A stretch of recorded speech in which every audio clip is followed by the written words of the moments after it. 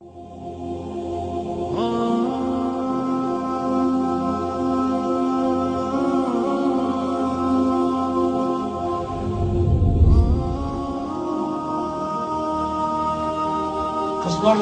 жақында bir оқиға болды, мен bir жамағатқа айтып бердім.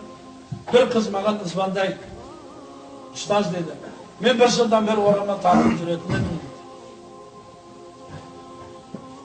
Биыл dedi, мұғалімдер маған көп қатты тиісе бастады, үлкен жиналыс болды, жиналысты салды, шетелде әке шешемді шақырды.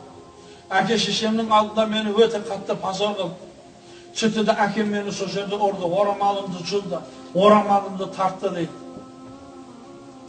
Содан дейді, орамалымды дейді, алғанда дейді, әуретімді бөтен еркектер, харамдар көрмеу үшін жүгіріп, анаяқтан күлемге бір қапты алып басыма орап алдым дейді. Сөйтіп жылап кеттім дейді. Сөйтіп малханаға барып жатып ұйықтап қаптым дейді. Малханаға барып тығылып. Содан түсімде пайғамбар саллаллаху алейхи ва саллям менің алдыма бір еркек келді. Кет, сен харамсың, кет маған, кет жақындама, Аллахтан құрыдым. Мен Расулалламын деп айтты. Мен Расулалламын деп айтты. Одан кейін саған қиыншылық болмайды деп айтты. Шошып оянды. Алхамдулилля деді.